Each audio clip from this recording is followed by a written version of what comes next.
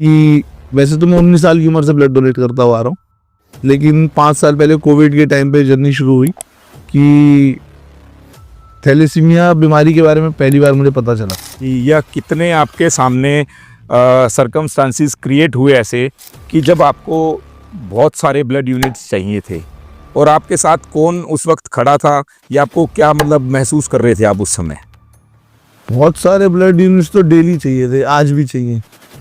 जान के आपको आश्चर्य होगा कि खाली दिल्ली की बात करें तो 20,000 यूनिट ब्लड डेली चाहिए दिल्ली को। दीवार पे वॉल पे पेंटेड मिल जाएगा पीले कलर से। 3 हफ्ते से अधिक खांसी टीबी की जांच कराएं, ठीक है, मिलता है ना। 3 हफ्ते से अधिक खांसी टीबी की जांच कराएं। टीबी ज्यादा गंभीर बीमारी है, थैलेसीमिया की जांच कराएं क्यों नहीं मिलता, कहीं लिखा हुआ। इसमें सरकार काम ही नहीं कर रही कोई।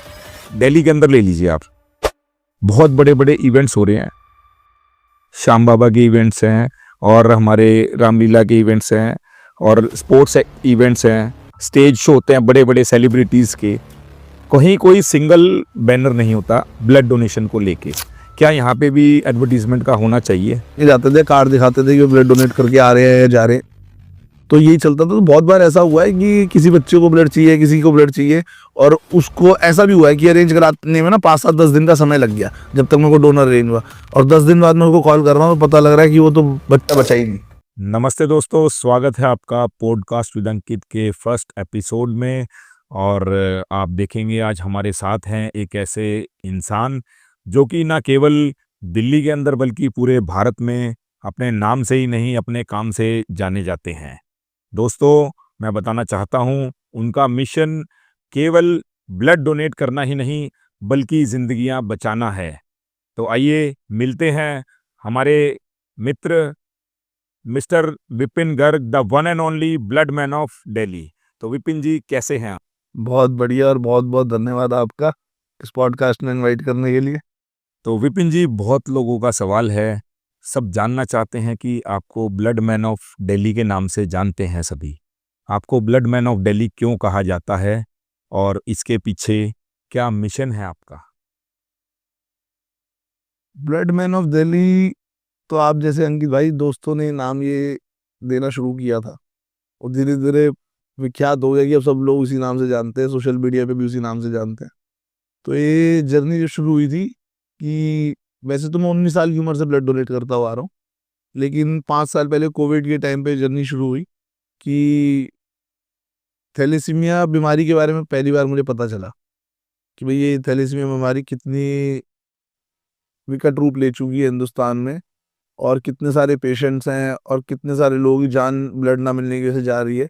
तो उसके बाद से जब ये टीम बनाई कि भाई ज़्यादा से ज़्यादा लोगों को ब्लड डोनेशन के लिए मोटिवेट करना है, ज़्यादा से ज़्यादा ब्लड डोनेशन कैंप्स ऑर्गेनाइज करने हैं, ज़्यादा से ज़्यादा ब्लड डोनेशन में कैसे अपनी भागीदारी दी जा सके, कैसे अपना योगदान दिया जा सके। तो उसके बाद से करते करते करते करते लोग बुलाने लग गए। वो एक लोगों के मन में ही आ गया ना कि जहाँ भी बात चलती है तो मुंह से ना ब्लड डोनेशन की बात निकलने लग गई कि भाई ब्लड डोनेट किया आपने, नंबर भी इसी का सेव करता हूँ तो ब्लड ग्रुप के साथ करता हूँ। तो वो धीरे धीरे बातों का, दिनचर्या का माहौल ही ऐसा हो चुका था कि ब्लड डोनेशन के अलावा बात ही नहीं। तो ये एक ट्रेंड में चल पड़ा, लाइक ट्रेंडिंग हो गया blood man of Delhi. Okay, तो विपिन जी, आप बताइए अपनी जर्नी का वो पहला पल जब आप ब्लड डोनेट करने के लिए इन्फ्लुएंस हुए या मजबूर हुए या किसी के कहने पे आप गए। क्या आपके ऊपर कोई फैमिली प्रेशर भी रहा जब आपने फर्स्ट टाइम आप ब्लड डोनेट करने गए? तो क्या एक आपके मन में ख्याल आया, क्यों आप गए? मेरा भाई ना तो कोई प्रेशर रहा, ना कोई इन्फ्लुएंस हुआ। मेरे पास तो मेरे एक पड़ोसी मित्र हैं, ठीक है, उनका फोन आया था। उनके फादर का डायलिसिस होता था हर 15 दिन। तो उनका फोन आया कि भाई ऐसे ऐसे ब्लड की जरूरत है। तो सरोज हॉस्पिटल ये पीतमपुरा में डायलिसिस होता था। तो कुछ भी नहीं, 18 19 साल की उम्र रही होगी। तो मैंने कहा ठीक है भाई चलते हैं। तो वहाँ गए तो पता लगा कि भाई ब्लड बैंक में जाने के बाद कि हर 3 महीने में ब्लड डोनेट कर सकते हैं। तो मैंने उसको उसी दिन बोल दिया था कि 3 महीने में ना एक नाम, तो जैसे 15-20 दिन में जरूरत पड़ती थी ब्लड की, और 3 महीने में एक नाम तो तू मेरा लिख ले। तो मैंने अपने जीवन के शुरू के 5-6 रक्तदान उन्हीं के लिए किए थे। फिर उसके बाद 1-1.5 साल बाद उन अंकल जी की डेथ हो गई थी। मतलब तब तक 5-6 ब्लड डोनेशन मैंने शुरू किए अपनी लाइफ के, पहले उन्हीं के लिए किए। तो तब से आपने ब्लड डोनेशन को अपनी ज़िंदगी का हिस्सा बना लिया या मुहिम आपने तब से चलाई इस? नहीं, ब्लड डोनेशन को जिंदगी का हिस्सा तो उसी दिन बन गया था, इस दिन पहली बार किया था। मैं उसके बाद रेगुलर ही करने लग गया था, जैसे बताया 5-6 बार तो उन अंकल जी के लिए किया। उसके बाद भी कभी किसी का फोन आया था तो चले जाते थे। लेकिन उसने मुहिम का रूप लिया कोविड आने के बाद, जब वो थैलेसीमिया बच्चों की कहानी मुझे पता लगी। तो कोविड के समय में आपने कितने लोगों की हेल्प करी या कितने आपके सामने सर्कमस्टांसिस क्रिएट हुए ऐसे कि जब आपको बहुत सारे ब्लड यूनिट्स चाहिए थे, और आपके साथ कौन उस वक्त खड़ा था या आपको क्या मतलब महसूस कर रहे थे आप उस समय? बहुत सारे ब्लड यूनिट्स तो डेली चाहिए थे, आज भी चाहिए। जान के आपको आश्चर्य होगा कि खाली दिल्ली दिल्ली की बात करें तो 20,000 यूनिट ब्लड डेली चाहिए दिल्ली को। दिल्ली के अंदर 20,000 यूनिट? 5 लाख से 6 लाख यूनिट ब्लड खाली दिल्ली को चाहिए हर महीने। ओके, और कलेक्ट कितना होता है? कलेक्ट हो पाता है, वॉलेंट्री ब्लड डोनेशन की बात करें तो उससे हो पाता है करीबन 40% के आस। 40% ब्लड हमें मिलता है। 40% वॉलेंट्री डोनेशन से मिलता है। बाकी रिप्लेसमेंट डोनेशन, जैसे जब जिसका पेशेंट एडमिट होता है उसके परिवार वालों रिश्तेदार से कहा जाता है ब्लड डोनेट करने के लिए। ठीक है, तो दिल्ली की अगर आप एवरेज देंगे ना, मैं सरल भाषा में बता देता हूँ, 10 में से 6 आदमियों को ब्लड मिल पाता है। 10 में से 6 आदमियों को ब्लड केवल मिल पाता है, और बाकी लोगों का? 12,000 मृत्यु होती है हिंदुस्तान में ब्लड ना मिलने की वजह से डेली। 12,000 लोगों की मृत्यु ब्लड ना मिलने के कारण हो रही है? होती है डेली, 40 लाख साल में। डेली का ये आंकड़ा ये आपने निकाला है या रिसर्च करी है या डॉक्टर्स के, कैसे आपको पता लगा? ये आपकी सभी ऑडियंस को कहना चाहता हूँ मैं, जो लोग सुन रहे हैं और जिन जिनको फेक लग रहा है गूगल कर लेना। ओके, तो ये एक बहुत बड़ा आंकड़ा है, 12,000 लोग जो केवल ब्लड ना मिलने की वजह से अपनी जान गंवा रहे हैं। ऐसा है अंकित जी, 1.5 करोड़ यूनिट्स की सरल भाषा में एक चीज समझा देता हूँ मैं। 1.5 करोड़ ब्लड यूनिट्स की जरूरत होती है हर साल हिंदुस्तान में। और हम ये जितने भी कैंप्स लगाते हैं और जितनी भी रिप्लेसमेंट डोनेशन होती है उसको कंबाइन करके 1 करोड़ 10-15 लाख यूनिट तक पहुंच पाते हैं हर साल। 35 से 40 लाख यूनिट, उसको अगर आप डिवाइड करेंगे ना तो 10 से 12,000 यूनिट हम डेली शॉर्ट है। 35 से 40 लाख यूनिट हर साल शॉर्ट है। ओके, तो विपिन जी एक बात बताइए, इसके लिए एक डाटा कोई ऐसा क्रिएट किया गया है, अवेयरनेस कहाँ है? मुझे तो नहीं लगता कि इतने बड़े स्केल पे कोई अवेयरनेस प्रोग्राम्स हो रहे हैं, या लोग क्यों नहीं जागरूक हो रहे अगर ये डाटा रियल है? अगर अवेयरनेस होती तो ये 35 लाख यूनिट शॉर्ट क्यों होती? आप एक चीज अनुमान लगाओ, 150 करोड़ की जनसंख्या वाले देश में रहते हैं। अगर 1% व्यक्ति भी, जिसमें 60% यूथ है, अगर 1% व्यक्ति भी देश का साल में सिर्फ एक बार, जबकि हमारे 3 महीने ब्लड डोनेट कर सकते हैं, साल में 4 बार कर सकते हैं, सिर्फ साल में एक बार भी 1% व्यक्ति अगर डोनेट करे, ठीक है, तो 150 करोड़ होता है। तो इतना ब्लड होगा, 1.5 करोड़ होता है, सॉरी, तो इतना ब्लड होगा, हम पड़ोसी राज्यों को भी एक्सपोर्ट कर रहे होंगे, उनकी मदद कर रहे होंगे, हम उसमें भी 40 लाख यूनिट शॉर्ट है। तो अवेयरनेस नहीं है, इसीलिए तो है। हमारे देश में केवल केवल 0.3% लोग रक्तदान करते हैं। ठीक है, और आपने बात करी अवेयरनेस की, तो आज हम ना 99% पोलियो फ्री हो चुका हमारा देश। 99% पोलियो फ्री हो चुका। ठीक है, मैं किसी के विरुद्ध नहीं बोल रहा कि पोलियो का आप अवेयरनेस क्यों कर रहे हो, लेकिन 99% पोलियो फ्री होने के बावजूद भी टीवी पे रोज अमिताभ बच्चन जी आते हैं, कहते हैं 2 बूंद पोलियो के। वो अमिताभ बच्चन जी कभी ब्लड के लिए क्यों नहीं कहते?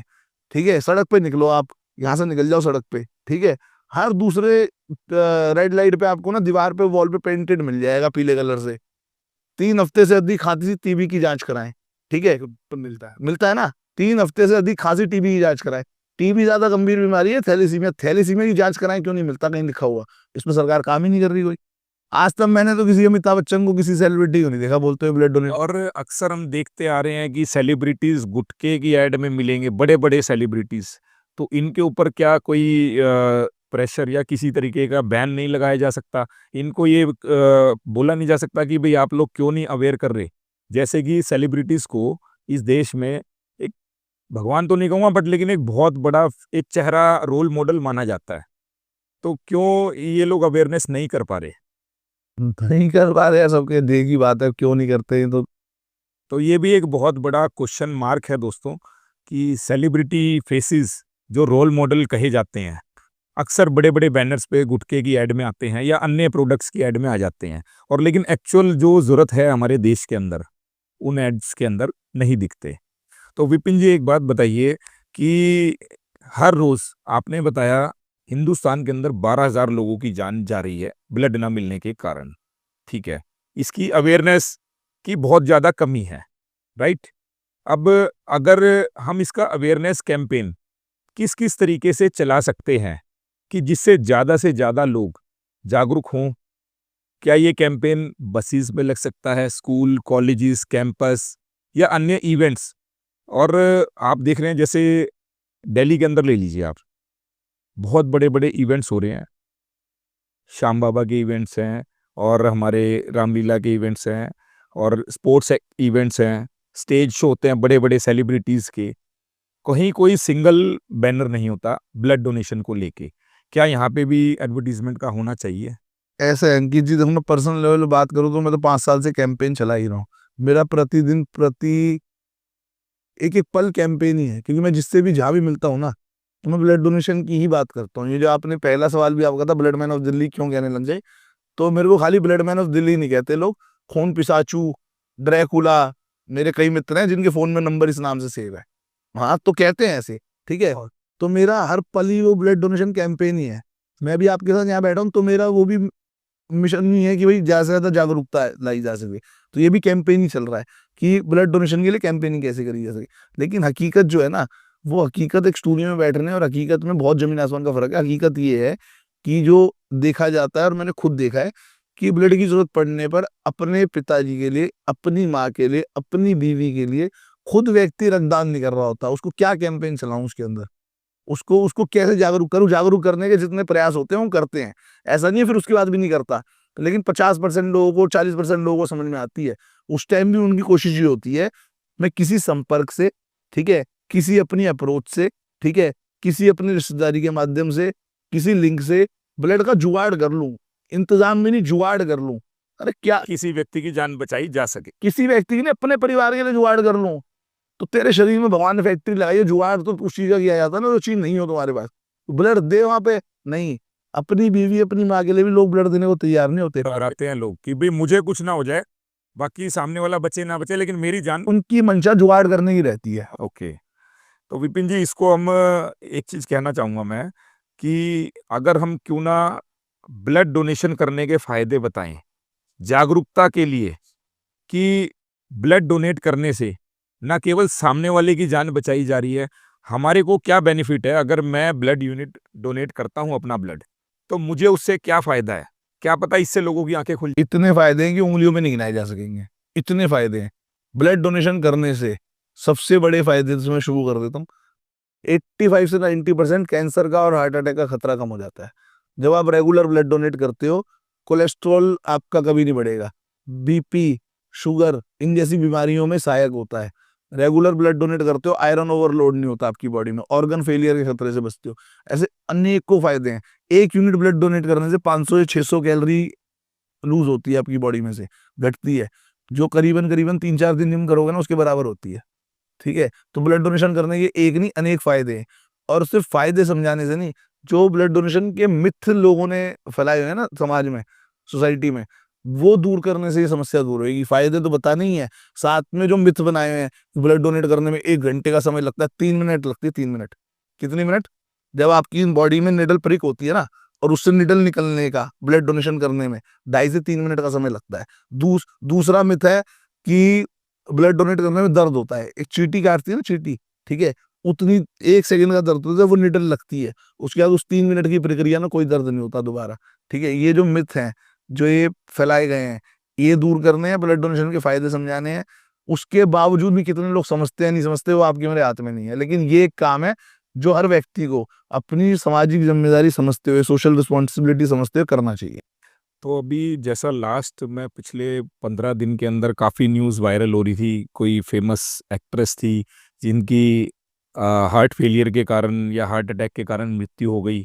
और उसके बाद हमने एक और रिसेंटली एक देखा, एक क्रिकेटर जो खेलते हुए उन्होंने छक्का मारा अपने बैट से और सडनली उनको हार्ट अटैक आने के कारण और ऑन द स्पॉट उनकी डेथ हो गई। तो ये सब भी देखने के बावजूद भी लोग एक्टिव नहीं हो रहे।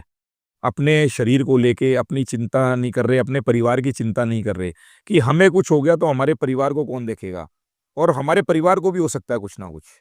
अंकित जी, इसमें ना दो बातें हैं, ये समझनी जरूरी है। ये जनरली लोग ना हार्ट अटैक और कार्डियक अरेस्ट दो अलग अलग चीजें हैं, इसको कंबाइन कर लेते हैं। ठीक है, हार्ट अटैक कब होता है? हार्ट अटैक होता है जब आपकी वेन्स में ब्लॉकेज हो जाती है। ठीक है, जिसमें मैंने बताया कि 85 से 90% तक ब्लड डोनेशन सहायक है। ठीक है, ब्लड डोनेशन करने से हमारी नसें खुल जाती नसें खुल जाती है, ब्लॉक नहीं होती। ठीक है, ब्लॉकेज होने का खतरा कम हो जाता है, आप ये कह रहे हैं, राइट? जब हार्ट अटैक कब होता है? हार्ट अटैक होता है ब्लॉकेज होने से। ठीक है, तो जो व्यक्ति रेगुलर ब्लड डोनेट करता है ना, तो रेगुलर ब्लड डोनेट करोगे, नया ब्लड बनता रहेगा, कभी आपका ब्लड गाढ़ा नहीं होगा, ब्लॉकेज नहीं होगी। लेकिन जो आपने एग्जांपल्स दिए, चाहे वो अभी जो रिसेंटली हुआ शेफाली जरीवाला का या कुन क्रिकेटर का, वो हार्ट अटैक मैंने ज्यादा पढ़ा नहीं है उसके बारे में, वो हार्ट अटैक हुआ है। ठीक है, या कार्डियक अरेस्ट हुआ है। कार्डियक अरेस्ट क्या होता है? इसमें दोनों चीजों में फर्क है। कार्डियक अरेस्ट होता है जब एक किसी सडन इंसिडेंट की वजह से आपके हार्ट में ऑक्सीजन पहुंचनी बंद हो जाती है। ठीक है, तो ब्लॉकेज वाला जो चीज होती है और कार्डियक अरेस्ट में, वो होता है हार्ट अटैक और ये होता है कार्डियक अरेस्ट। इन दोनों चीजों में समानता नहीं है, दोनों चीजों में फर्क है। तो कार्डियक अरेस्ट से जो डेथ्स होती हैं, ठीक है, उसका ब्लड डोनेशन से कोई लेन देन नहीं। तो इमीडिएट हार्ट फेलियर होता है, उसको हम कार्डियक अरेस्ट कहते हैं। जो ऑक्सीजन नहीं पहुंचती, ऑक्सीजन नहीं। उसका उसका कोई समाधान भी नहीं है। वो 1 सेकंड का पल भर की मूवमेंट होती है, उसमें खाली सीपीआर से जान बचाई जा सकती है बस। तो विपिन भाई, जैसा कि आपने बताया, कोविड के बाद से आप 5 साल हो गए आपको ब्लड डोनेट करते और डोनेशन करवाते हुए, आप बड़े बड़े कैंप्स लगा चुके हैं। तो आपके साथ क्या क्या चैलेंजेस आए, और ऐसा वो पल कि जब आप निराश हो गए हो, थक गए हो और किसी को ब्लड की ज़रूरत है, तो आपको कैसे हौसला मिला, और क्या इसमें फैमिली सपोर्ट रहा हर तरीके से? तो आप इसके बारे में बताएं थोड़ा। चैलेंजेस और निराश होने की बात जो आप कर रहे हो, डेली आते हैं चैलेंजेस और निराश। तो मैं बता देता हूँ, जब ये कोविड का जो समय था ना, ये निराशा से ही इस मुहिम का जन्म हुआ था। निराश में उसी दिन हो गया था जब पहले ये कोविड में पहली बात तो ये थैलेसीमिया बीमारी के बारे में सुना। जब मैं किसी के लिए, बच्चे के लिए ब्लड डोनेट करने ही गया था, तब मुझे पहली बार पता लगा था कि उस बच्चे को थैलेसीमिया और थैलेसीमिया नाम की कोई बीमारी होती है। उसके बाद से जब जैसे जैसे और भी लोगों के कॉल्स आते थे ब्लड के लिए, तो ऐसा बहुत बार हुआ है कि समय पे हम उनको नहीं अरेंज करा पाए। भाई मेरे पास कोई ऐसा तो टीम नहीं थी, कोई ऐसा सोर्स नहीं था कि मैं सब बंदों को ब्लड अरेंज करा दूंगा। आज भी नहीं है कि हम हर एक व्यक्ति को ब्लड अरेंज करा सकते हैं। तो मैं उस दौरान क्या करता था, कोविड का टाइम था, सब लोग घरों में बैठे थे, मैं मोस्टली अपने फ्रेंड सर्कल में कॉल करता था कि भाई यहाँ ऐसे ऐसे हॉस्पिटल में ब्लड की जरूरत है। उनको खुद ही अपनी गाड़ियां बिठा के ले जाता था कि चलो वहाँ ब्लड देना है यार, यारी दोस्ती में मना के कि चलाते हो घूमते हो आ जाएंगे ये कर। तो बल्कि वो कोविड के टाइम में तो अलाउड भी नहीं था बाहर का ना, बहुत बार हमें पुलिस ने भी पकड़ा। तो हमें बता के जाते थे, कार्ड दिखाते थे कि ब्लड डोनेट करके आ रहे हैं या जा रहे हैं। तो यही चलता था। तो बहुत बार ऐसा हुआ है कि किसी बच्चे को ब्लड चाहिए, किसी को ब्लड चाहिए, और उसको ऐसा भी हुआ है कि अरेंज कराने में ना 5 7 10 दिन का समय लग गया जब तक मेरे को डोनर अरेंज हुआ। और 10 दिन बाद मैं उसको कॉल कर रहा हूँ तो पता लग रहा है कि वो तो बच्चा बचा ही नहीं।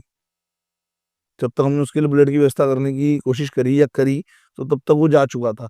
तो वो निराशा वाली मूवमेंट्स तो रोज होती हैं, उस समय में ज्यादा होती थी। आज भगवान के आशीर्वाद से और हमारी इतनी बड़ी टीम है कि हम अरेंज करा देते हैं, लेकिन हमारे एक को तो फिर भी अरेंज नहीं करा सकते। ना हिंदुस्तान में, ना पूरी दिल्ली में। दिल्ली में 5 6 लाख यूनिट ब्लड की जरूरत है, हम 2 400 500 1000 यूनिट अरेंज करा देंगे हर महीने। ठीक है, तो वो निराशा वाली मूवमेंट, चैलेंजिंग मूवमेंट्स हर वक्त रहती है। बट सबसे ज्यादा निराशा और चैलेंज ना तब होता है जिस जिस समाज के लिए मैं कार्य कर रहे हैं। मेरे अपने घर में तो किसी को ब्लड की जरूरत नहीं है ना। अंकित भाई, आप भी आज इस मोटिवेशन के लिए, जागरूकता के लिए पॉडकास्ट कर रहे हो, आपके घर में भी भगवान की दया से कोई ब्लड की जरूरत नहीं है। जिस समाज के लिए मैं कार्य कर रहा है ना, वही समाज जब टांग खींचने का कार्य करता है ना, निराशा तब होती है। किसके लिए कर रहे हैं? हम सोसाइटी के लिए कर रहे हैं ना, जैसे लोगों की जान बचे, अपने देशवासियों के लिए कर रहे हैं, अपने दिल्ली वासियों के लिए कर रहे हैं। वही लोग जब टांग खींचते हैं ना, ठीक है, तब निराशा बहुत होती है। ऐसे ऐसे पल भी हुए हैं मेरे साथ कि मैंने कहा यार छोड़ यार, मुझे नहीं करनी है ब्लड डोनेशन, मुझे नहीं चलानी। ठीक है, मैंने नहीं बनना भगत सिंह। ठीक है, हुई है। ऐसा भी हुआ है कि मैंने छोड़ दी, मतलब 10 15 20 दिन तक तो मैंने फोन नंबर बंद कर दिया। ठीक है।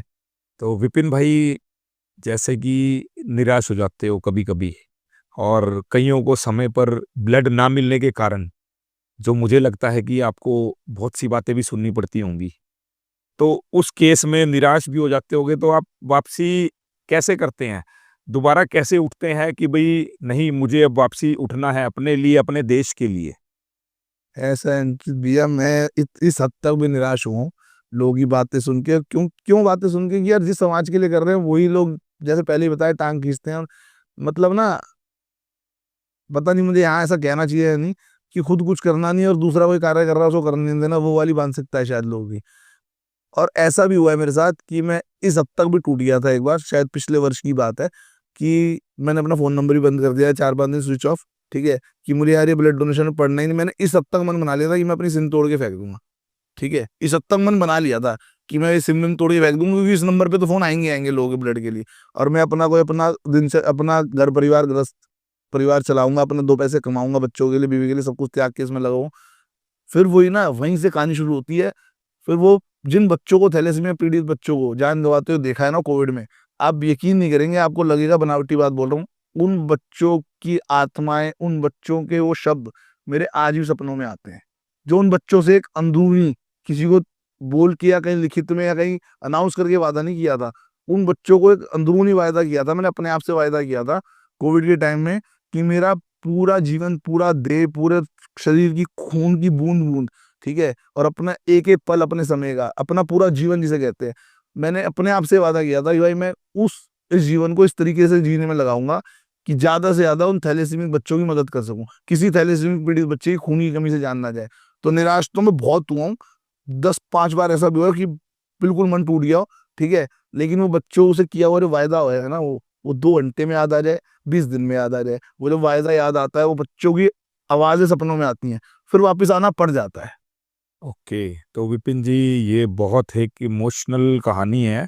और जिस तरीके से आपने बताया कि वो बच्चों की आवाज़ें सुनाई देती हैं और किस तरीके से आप वापसी उठते हैं, तो एकदम अच्छा। विपिन जी, अब हम जानेंगे कि इस बीच आपको फैमिली प्रॉब्लम्स भी काफ़ी होती होंगी। क्या फैमिली का पीछे से, जैसे बच्चे हैं, आपका घर परिवार है, तो क्या आपको कभी दिक्कतें आई हैं कि रात को भी, क्योंकि मैंने जो जब जितना मैं जानता हूँ आपको, और मैंने आपका जो टाइम देखा है कि रात को 2 बजे भी आपको कॉल आते हैं, सुबह 4 बजे भी कॉल आते हैं आपको, कोई आपका सोने का टाइम नहीं है। तो इसके पीछे मतलब फैमिली परेशान होती है, या मतलब कैसे हैंडल करते हैं आप, मैनेज कैसे करते हैं ये सारा सिस्टम? कोई नहीं परेशान होता अंकित भाई। जो मैंने सुना है, जो भगवान का काम करता है ना, उसका काम भगवान अपने आप करता है।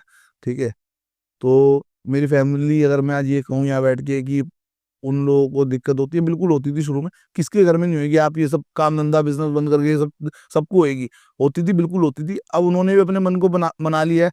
1-1.5 साल उन्होंने बहुत बोला, ठीक है, कि भाई तू क्या कर रहा है। अब उनको भी समझ में आ गया कि ये सुनने नहीं वाला। ठीक है, ये लग चुका, लग रहा पे निकल चुका। अब मेरे को ऐसा लगता है कि मेरी फैमिली वालों ने भी ये सोचा कि इसको हम टोकते रहेंगे ना, तो हमारे आपसी रिश्ते खराब होंगे, चाहे वो मेरे माँ बाप से मेरे, चाहे बीवी से, क्योंकि इसने सुननी तो है नहीं। इंस्टेड वो मुझे टोकने की बजाय वो मुझे सपोर्ट करते हैं। मेरे हर कैंप में, हर तीसरे चौथे महीने तो मेरी वाइफ खुद ब्लड डोनेट करती है। मेरी सिस्टर को मेरी मदर ने मोटिवेट किया ब्लड डोनेट करने के लिए। मेरी सिस्टर भी ब्लड डोनेट करती है, मेरे फादर भी ब्लड डोनेट करते हैं। मेरी फैमिली में से 40 से ज्यादा लोग ब्लड डोनेट करते हैं। तो उन्होंने भी अपना मन बना लिया कि जो उसको टोकेंगे, इसने ना तो माननी है। आपसी हमारी रंजिश को ना, मतलब आपसी तनातनी रहेगी पूरे दिन घर में। घर में घुसूंगा, वो उल्टा बोलेंगे, मैंने छोड़ना नहीं है, ब्लड डोनेशन मुहिम बना ली है। तो मेरे को ऐसा लगता है कि इस बारे में कभी चर्चा नहीं हुई हमारी आपस में। मेरे को ऐसा लगता है कि उन्होंने खुद से ही सोच के कि भाई इसका साथ ही दे देते हैं, इससे बढ़िया तो वो हर मुहिम में मेरे साथ है। और वो साथ है, इसीलिए मैं कर पा रहा हूँ। अगर मैं आज भी यहाँ बैठा हूँ ना, तो मुझे ये विश्वास है कि मेरे घर में मेरे बच्चों को, मेरी माँ, मेरी बीवी, उनका स्कूल, ये वो जो भी चीज मैनेज करनी है वो कर रहे हैं, तो ही मैं इस समय दे पा रहा हूँ अपने ब्लड डोनेशन को। राइट, बिल्कुल। जैसा कि सभी ने सुना कि भाई, मैं सैल्यूट करता हूँ आपके पेरेंट्स को, और जो भी मतलब जिस तरीके से पूरा परिवार ही इन्होंने समर्पित कर दिया ब्लड डोनेशन सेवा के लिए। घर के 40 से ज़्यादा मेंबर ब्लड डोनेट कर रहे हैं, तो अपने आप में एक कैंप तो इनके घर का हो चुका है। बिल्कुल सब करते हैं, बहन, जीजा, साला, साले की वाइफ, चाचा, चाचे का बेटा। अभी जो पिछले, अभी 3 अगस्त को भी कैंप होने वाला, सारे आएंगे उसमें। बहुत बढ़िया। तो दोस्तों देखिए, चाहे तो हम कुछ भी कर सकते हैं। हम दूसरों के लिए नहीं, अपने लिए ही, अपने परिवार के लिए ब्लड डोनेट कर सकते हैं, करना चाहिए। आज ये पॉडकास्ट जितने भी हमारे मित्र देख रहे हैं हमारे चैनल के थ्रू, तो मैं सभी से निवेदन करूंगा भाई, कि आप देखिए, एक परिवार ने ही पूरा जिम्मा उठा लिया है। इसमें अकेला विपिन नहीं है। ब्लड मैन ऑफ दिल्ली मैं केवल विपिन गर्ग को नहीं कहूँगा, बल्कि पूरी family blood man of Delhi के नाम से जानी जाएगी। तो ये बहुत अच्छी बात है। अच्छा विपिन जी, इसमें आप एक सही एज लिमिट क्या है ब्लड डोनेट करने की? किस एज से किस एज तक ब्लड डोनेट होना चाहिए?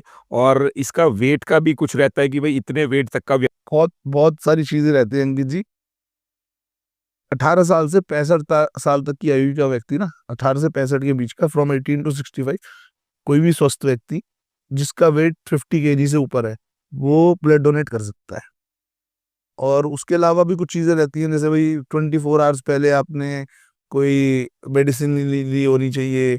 कुछ और भी क्राइटेरिया होते हैं। तो जब आप ब्लड डोनेट करने जाते हैं ना, तो आपसे एक 5 मिनट की जो है मेडिकल हिस्ट्री, आपसे एक इंटरव्यू किया जाता है, वो सब चीजें पूछी जाती, ठीक है। और उसके अलावा आपका हेमोग्लोबिन टेस्ट होता है। तो 12.5 से ग्राम से ऊपर हेमोग्लोबिन आपका होना चाहिए, ठीक है। 50 kg से ऊपर वेट होना चाहिए, आपका बीपी नॉर्मल होना चाहिए। तो कुछ टेस्ट होते हैं, छोटा मिनी हेल्थ चेकअप बोल सकते हो उसको। 5 मिनट का ही होता है सेशन। तो वो सब टेस्ट करके, फॉर्म फिल करके, उसके बाद आप ब्लड डोनेट कर सकते तो वो जो आप कैंप लगाते हैं ब्लड डोनेशन कैंप, तो ये टेस्ट क्या इमीडिएट वहीं हो जाते हो। हैं? हाँ, वही हो जाता है। हेमोग्लोबिन तो शुगर टेस्ट होती है, पिन लगती है बस। ओके, मतलब कोई भी व्यक्ति अगर ब्लड डोनेट करने आ रहा है, उसको टोटल टाइम टेस्ट से लेके और ब्लड डोनेट करने तक का कितना समय लगेगा? हार्डली, बिल्कुल मैक्सिमम बताऊं तो 10 से 15 मिनट। तो दोस्तों, आप इस लाइफस्टाइल में अपने क्या 15 मिनट आप नहीं निकाल सकते? दूसरों के लिए ना सही, अपने लिए, अपने परिवार के लिए और अपने परिवार के साथ ब्लड डोनेट करने के लिए आप अवश्य जाएं। केवल और केवल 15 मिनट का समय इसमें लगता है। ठीक है। तो विपिन जी, आप यूथ को क्या मैसेज देना चाहेंगे यहाँ से? मैं कर रहा हूँ उसी पे लिखी हुई दो एक मेरी लाइनें हैं। मैं शायद अगर किसी कोई व्यक्ति उससे मोटिवेट हो सके, तो मैं वही बोलना चाहूंगा कि हम करते हैं रक्तदान, इससे किसी जरूरतमंद को खून मिलता है। हम करते हैं रक्तदान, इससे किसी जरूरतमंद को खून मिलता है। और जब बचती है किसी की जान, तो हमें सुकून मिलता है। बहुत बढ़िया विपिन जी। तो आपके तो नस-नस के अंदर मुझे लगता है कि देशभक्ति का भाव आपके रगों में बहता है, रक्त की जगह देशभक्ति का भाव आपके उसमें बहता है।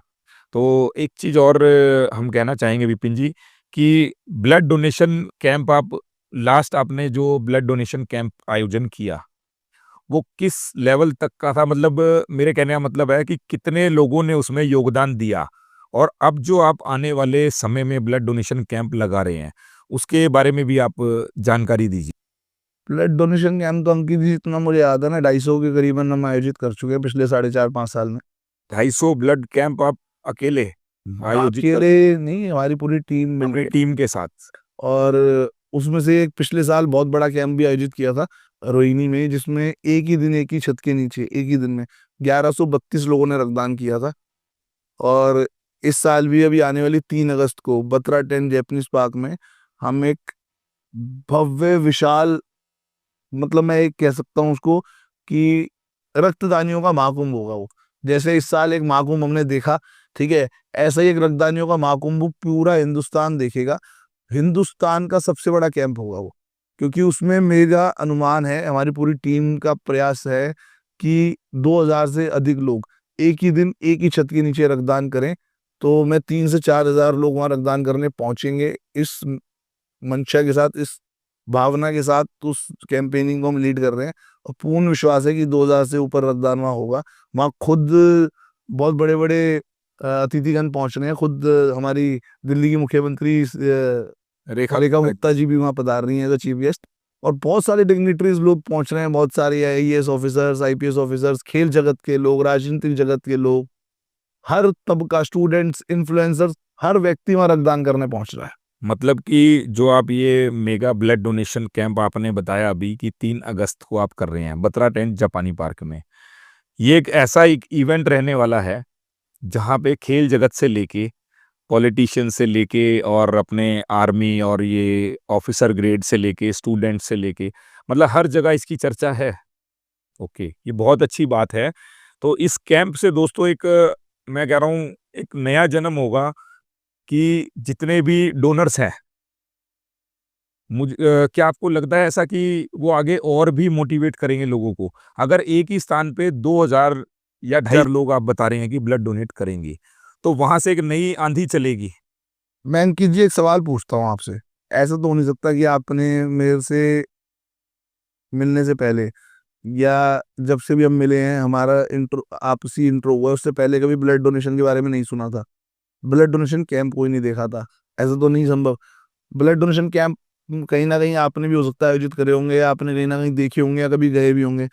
तो आमूमन एक नॉर्मल ब्लड डोनेशन कैंप में कितने लोग रक्तदान करने आते हैं, normal blood donation camp? Normal जो मैंने देखा अभी तक, देखिए मैं वैसे आपके कैंप में भी आ चुका हूँ और बहुत ही विशाल रहते हैं, लेकिन जो मैं अपने ब्लड डोनेशन कैंप जो नॉर्मल लगते हैं, हार्डली 50 या 100 यूनिट के ब्लड डोनेशन कैंप्स हमने देखे हैं। तो ब्लड डोनेशन कैंप ना वही माने जाते हैं, एक्चुअल में वही माने जाते हैं।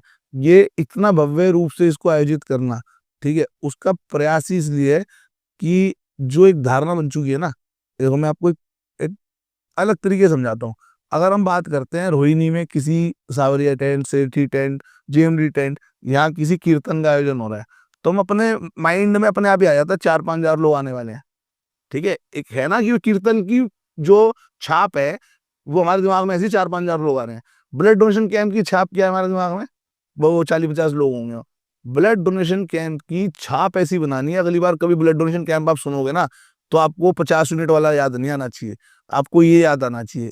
ठीक है, एक ऐसा इम्पैक्ट लाना है सोसाइटी में कि लोग ये भी मान जाएं कि भाई खाली कीर्तन और भंडारे में नहीं, ठीक है, ब्लड डोनेशन कैंप में भी इस अ, इतनी मतलब भारी संख्या में लोग रक्तदान करने पहुंच सकते हैं। दिल्ली वालों को अपना दिल दिखाने का ये टाइम आया है, बिल्कुल। बहुत अच्छे विचार हैं आपके, और जिस तरीके से आप और आपकी टीम काम कर रहे हैं, तो हमें नहीं लगता कि आने वाले समय में, कुछ सालों में ब्लड की दिक्कत होने वाली है। तो लेकिन जागरूक होने की हर किसी को ज़रूरत है। तो विपिन जी, एक चीज़ और आपसे डिस्कस करूँगा कि जो ये इतना ब्लड आप लेते हैं, ब्लड डोनेशन आपके कैंप में होता है, तो वो ब्लड कहाँ जाता है? आप किसको देते हैं वो ब्लड? ब्लड हॉस्पिटल्स की टीम्स आती हैं, ब्लड बैंक्स की। जैसे अभी इसी कैंप की हम बात कर रहे हैं, जो 3 अगस्त को जो कैंप लग रहा है, इसमें 8 हॉस्पिटल्स की टीम हिस्सा ले रही है, इंक्लूडिंग आर्मी हॉस्पिटल की टीम भी आ रही है यहाँ पे। तो बहुत सारा रक्त जो वहाँ दान होगा वो हमारे सेना के जवानों के लिए जाएगा। एम्स हॉस्पिटल की टीम भी वहाँ आ रही है, जो हमारे देश का सबसे बड़ा सरकारी अस्पताल है, और अन्य और सरकारी अस्पतालों की टीमें वहाँ पहुँच रही। तो जितना भी ब्लड वहाँ डोनेट होगा, वो उन हॉस्पिटल्स के ब्लड बैंक्स की टीम्स आएंगी जो कलेक्ट करके लेके जाएंगी।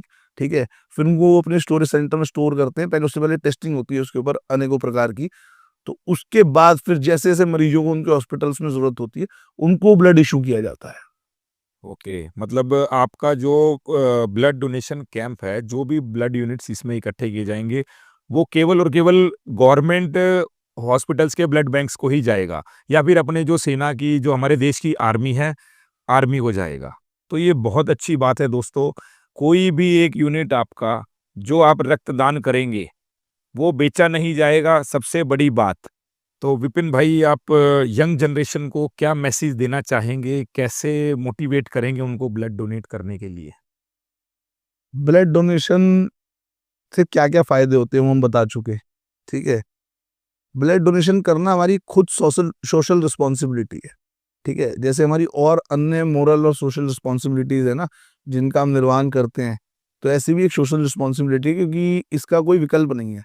कोई ऐसी फैक्ट्री नहीं है, कोई ऐसी प्रयोगशाला नहीं है जिसमें इसका ब्लड का आप इसको मतलब बना सकते हो, या कोई ऐसी दुकान नहीं है, कोई मॉल नहीं है ऐसा खरीद के ला सकते हो। तो हर व्यक्ति को ये समझना पड़ेगा कि ये हमारी सामाजिक जिम्मेदारी है। ये फैक्ट्री भगवान ने हमारे शरीर में ही लगाई है। ठीक है, ये हमारी नैतिक सामाजिक जिम्मेदारी है कि हम ब्लड डोनेट करें, क्योंकि तभी हम किसी का जीवन बचा सकते हैं जिनको ब्लड की जरूरत होती है।